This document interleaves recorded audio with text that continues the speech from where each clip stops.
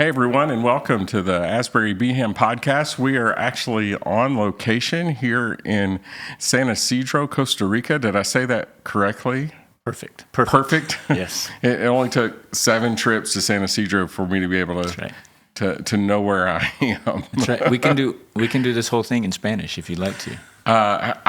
I'll translate for you. Okay. I'm here with Will Bailey, who is the missionary here at Costa Rica Mission Projects with his wife, Yolanda. And we have had about a 15-year, we were just trying to count that up to see how many, and the best estimate we can come up with is about 15-year relationship with CRMP. And we have a team right now that's, well, I guess in about 20 minutes, hopefully we'll be putting on the rest of a roof for a church. It's been an exciting week.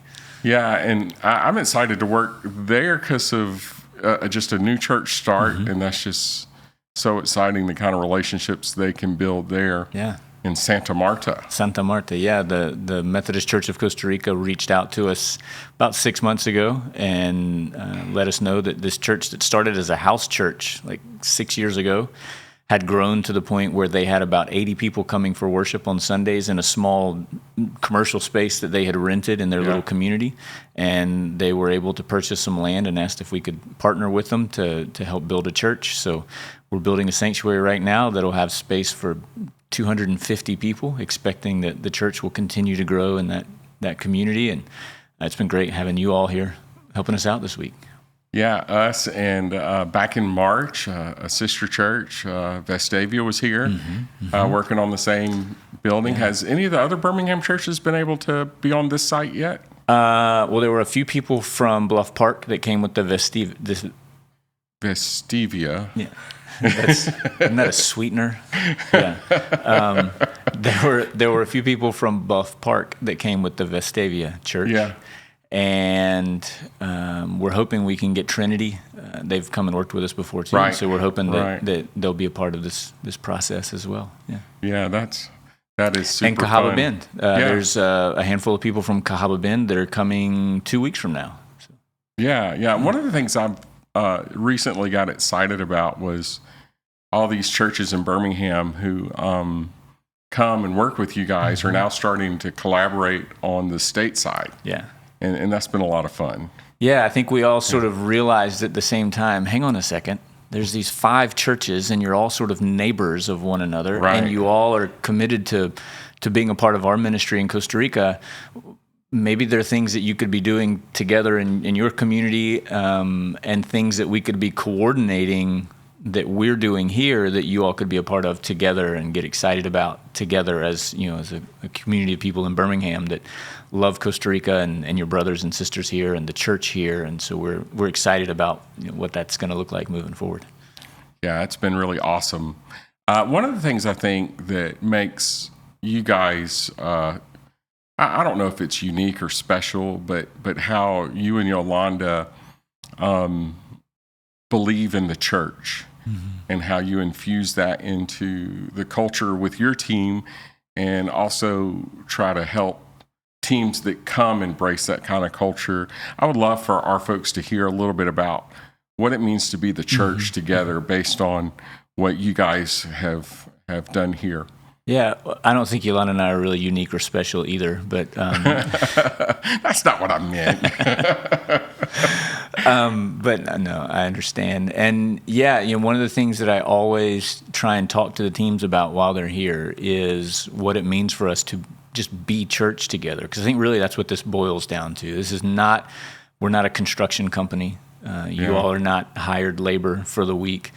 You're not heroes. None of us are heroes that are coming here to fix people or save people or whatever. We're just being church together. And there's a lot of wonderful things that flow out of that if we're doing it right. And so I'll talk about what it means for us to worship together, what it means for us to pray together, what it means for us to have fellowship with one another, what it means for us to serve one another and be served by one another, and then what it means for us to have a witness in this community. I think those are the 5 things that kind of make a church: worship, prayer, fellowship, service, and witness. So you guys got to go to a really special worship service on Sunday. It was Pentecost, and they were all in. I know that it probably looked and sounded and maybe even felt a little bit different from what a typical worship service, at a normal Methodist church in the United States looks like. But it was great to hear people talking about how much they enjoyed it and how much excitement there was, and that it felt like a celebration, and so the worship element is a really important piece of these mission trip experiences.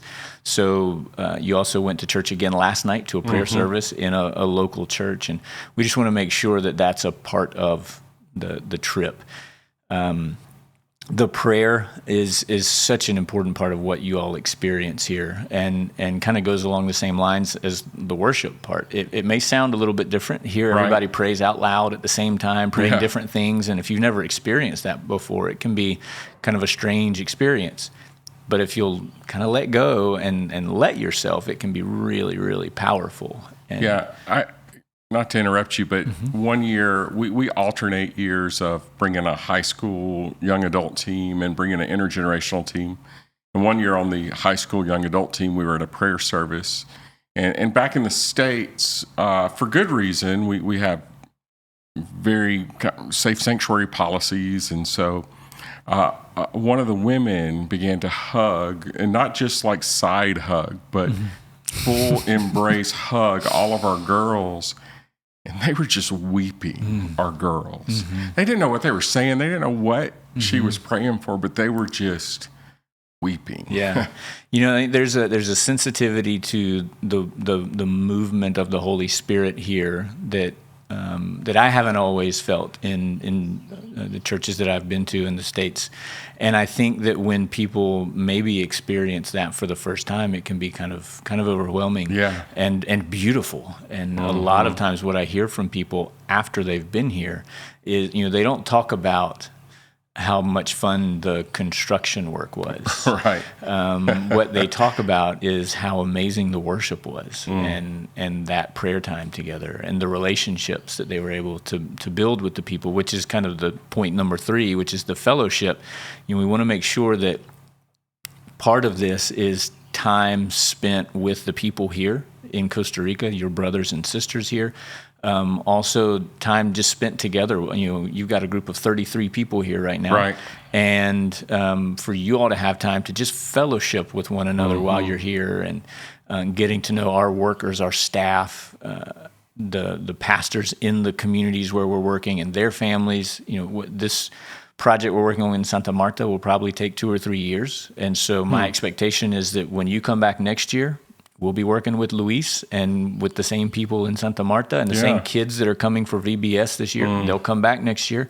And by the 3rd year, it's a family reunion by then, by the time you get here. So, and then the service part, that's pretty obvious. People, I think, usually go on a mission trip because they want to serve. But we really want to make sure people also are being served, because you can't, any relationship where one person is doing all the pouring out and the other person is just doing all the receiving, that's not a healthy relationship. Right. So there needs to be both. And so we want to make sure that you all feel like the people here are also serving you, and it's reciprocal and it's balanced. And to me, that's a healthy relationship. Yeah. And then the last one, the witness, even though not everyone on your team are fluent Spanish speakers, except for you, Robert. I keep that secret. Right. I don't want to, embarrass anyone with my Spanish. But even with just your presence here, you already have a witness. The people in Santa Marta, they know, first of all, who that Methodist church is. They know who we are, because we've been working in this part of Costa Rica for 20 years now. So when Daniel's buses pull onto that property or drive through that neighborhood every morning, they know when the circus has come to town, and they relate your being there with the work that the Methodist Church is doing in that community, and with the work that we're doing here, supporting the Methodist churches in these different communities. So, the very first group that worked there in January, they were at the little convenience store one day buying ice cream or something, and somebody from the community asked a team member kind of what they were doing there. And they said, "Oh, we're working at the Methodist church." And they said, "Oh, the Methodists." Perfect. Yeah. Because now they've made that connection. And from that point on, every day when those buses drive in there, they're reminded that, hey, there's a church over there and things are happening, you know. So all 5 of those things that make a church will happen this week. Yeah. And I think it's really important for us to emphasize that part of a short-term mission trip, because it's really easy to beat up on short-term missions if it's done the wrong way. Right. And we feel like this is a really healthy way to think about it and to go about it. It's just being church together. Yeah, I think there's a 3-year-old boy that's going to be telling his grandkids about the North Americans that would show up in his front yard for 2 years. Yeah, we've decided he's kind of the mayor of Santa Marta, because he's out there welcoming everybody every morning. And the first few groups, I don't know if his mom's convinced him to stop doing this, but the first couple of groups that came, he was actually inviting, like bringing people into his house, much to the surprise of his mother. But yeah, I mean, it's great to see the communities that we're partnering with to be enthusiastic about our being there. I mean, that's pretty important. Yeah. You know, if we were just sort of steamrolling through communities because we thought they needed things that we have and we're just going to go do it, that's a terrible model. Right. But because we've been invited into the community by the community, then I think that's why you see the kind of reception that you're getting when you get there. Sure, absolutely. Let's kind of shift to talk about, you know, a lot of churches that I know, they try to do something different every year to give experiences, which, you know, I get, you know, that makes sense. We've kind of landed, I mean, we do other stuff at Asbury, but we've kind of landed on, we want to build a relationship with you guys over the long term. And I think that's been really a game changer for how our teams experience this trip. Yeah. Yeah. Yeah. I get that other model. I love traveling. I love going new places and learning about new cultures and things like that. And so I can totally understand why that would be an appealing sort of model for missions. However, having been here for as long as I have, and having been blessed by as many long-term relationships with different churches as we have, I can totally see how different the experience is when you're coming here not just excited about learning about a new place. You're coming here because you have family here.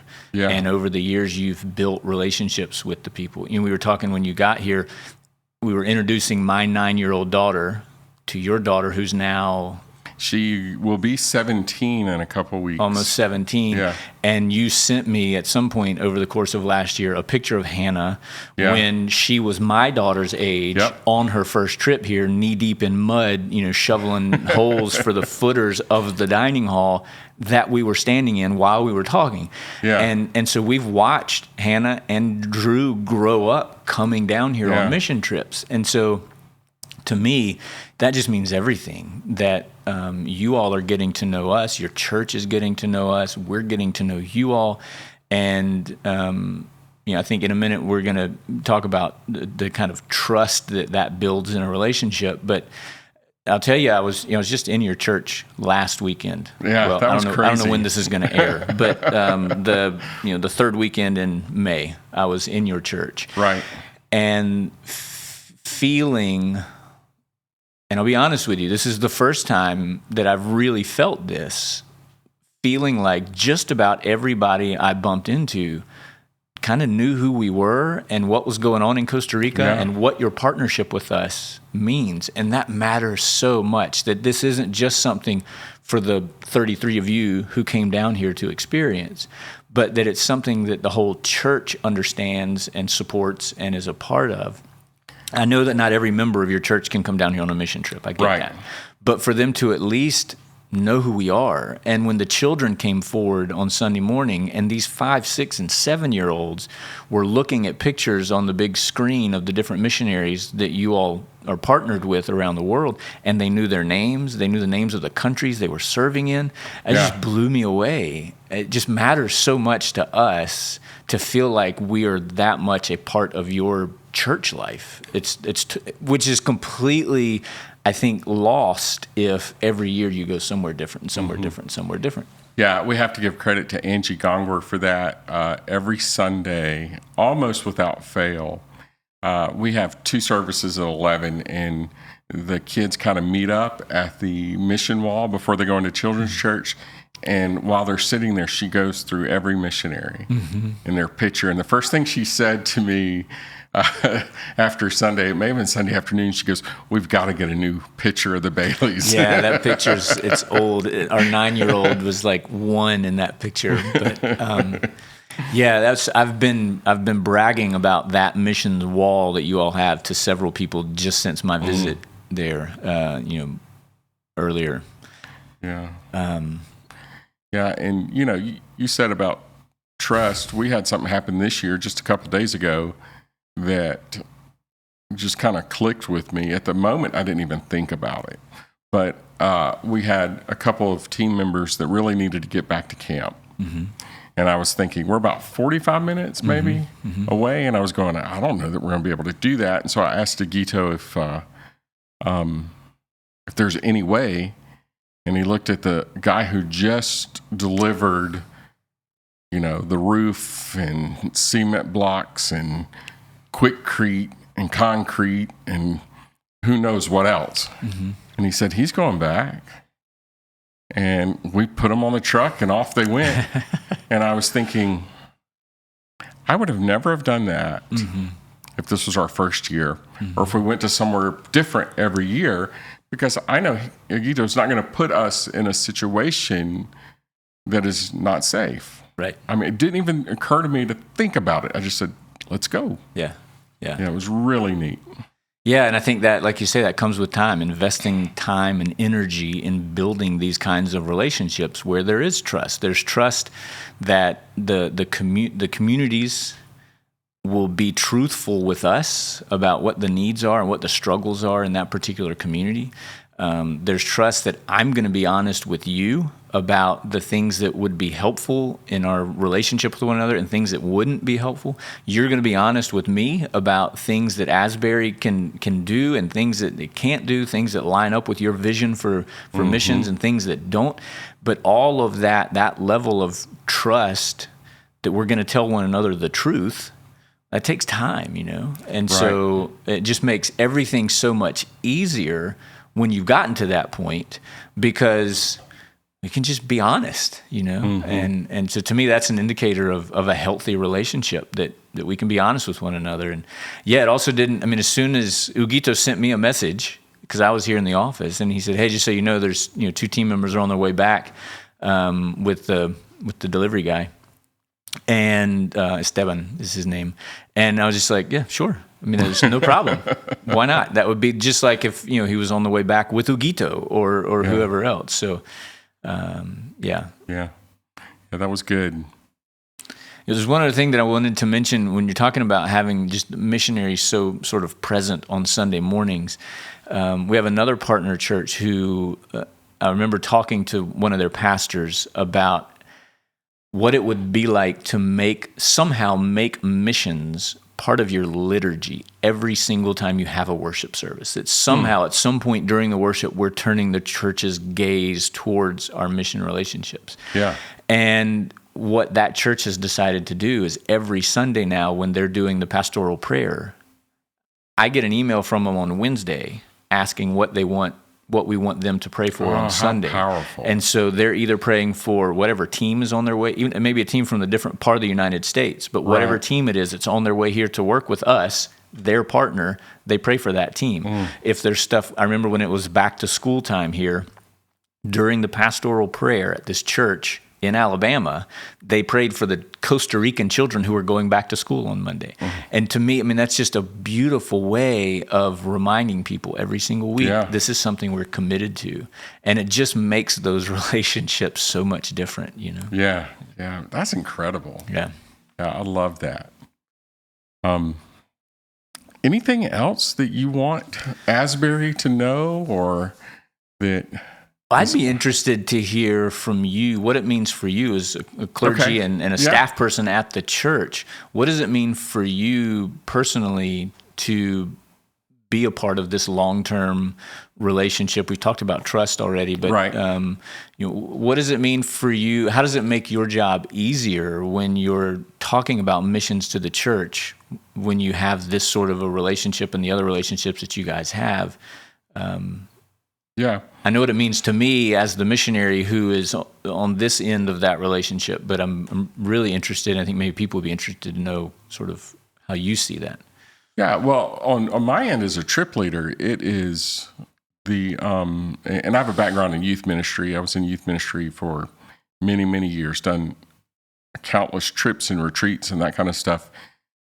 Now, this is the easiest trip I do ever, because they're, well, one, the trust that we had talked about, but knowing who we're coming to, knowing that they're going to take care of us, knowing that no matter what happens, we have a partner relationship with someone and not just a host, for lack of a better word, that on a trip leader end, it is so comforting and easy to put the trip together.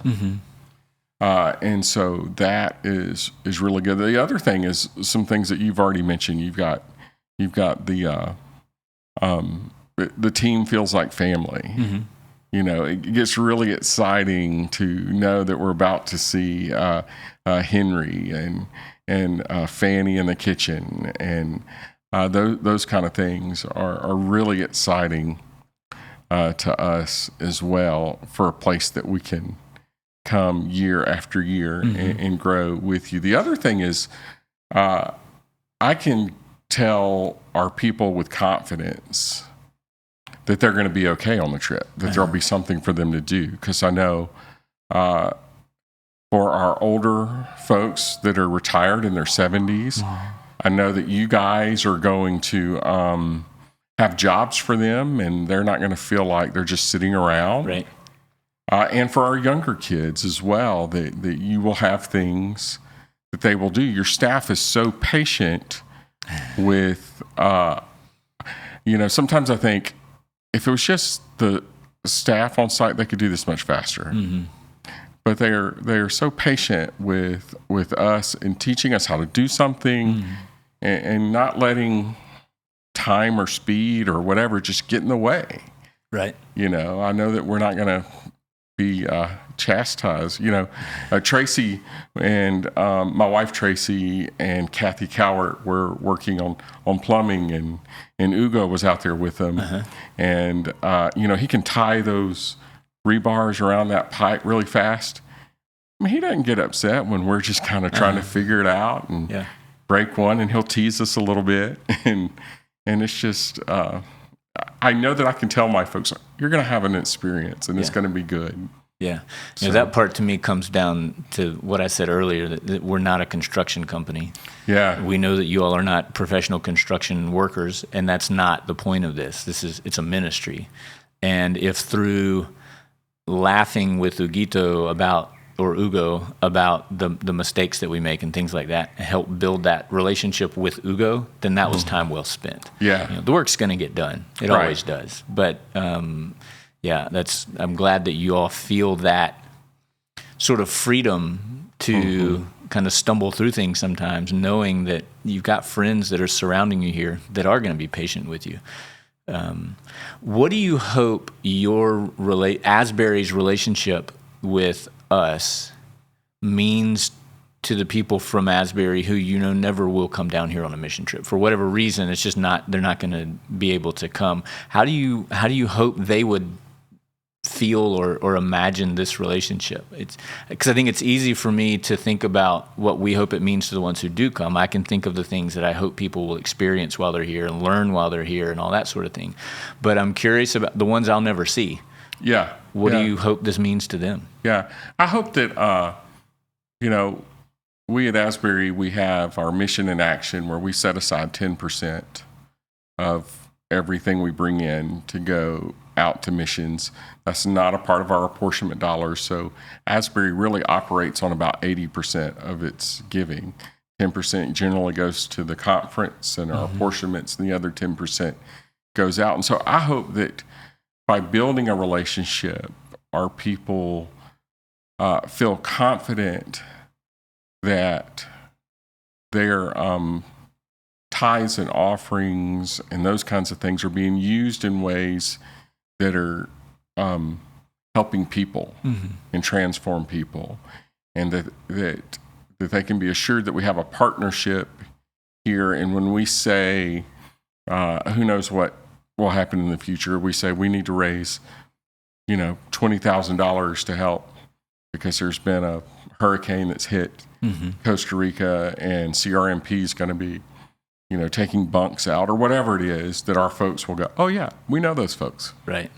We've seen the video of our people down there. We know that Will and Yolanda are going to take care of the people in which they serve. So that's kind of my hope, is that just they feel connected, maybe, is where I'm trying to land. Or yeah, I hope so. Somebody told me one time that they feel like, obviously it's easy to imagine the transformative or transformational experience that going on a mission trip can be. But they said, sometimes giving can be transformational. And for someone to have the experience of giving generously just to missions without even knowing exactly what that's going to be used for, but trusting that level of trust that God will use it for something faithfully, that can be just as transformational for the giver as it is for the person who goes on the trip. So I hope people make those connections, Yeah, and you've been talking a lot lately about abiding with each other. And in our devotional a couple of days ago, we were talking about hope. And one of our team members, Blair, one of the questions was, how can we be the hope for people? And her response was just being present. Yes. I mean, and I was like, oh, hallelujah. I wish Will was sitting here. He'd have gone, yes. Yeah, that's absolutely. I think that's such an important part of what Jesus's ministry in the world was just being present with people. Yeah. And it's maybe one of the easiest things that Jesus did that we also can do. There's a lot of things he did that I think are pretty hard for us to do. Yeah. But that one, just being present with people, it's really easy not to do it. Yeah. But it's also pretty easy to do it if we'll just be mindful of the people around us and seeing them and hearing them and just being present with them. Yeah, that's beautiful. Yeah. Good for her. Yeah. Well, thank you, Will. I appreciate you spending time with us this morning, and I appreciate you getting me out of the hot sun for the morning. It's been hotter in the morning than the afternoon this week. Yeah. That's been, at least it feels like different. I don't know if it is. But you never know. You never know. Next week it might be hotter in the mornings than it is in the afternoons, or hotter in the afternoons than it is in the mornings. Who knows? But never know. We appreciate you guys being here, and it's been great having you here this morning in the office, and appreciate the group getting on out to the site and hopefully get the rest of the roof on that building. Yeah, that'd be neat. Yeah. Well, take care. Yeah, thank you.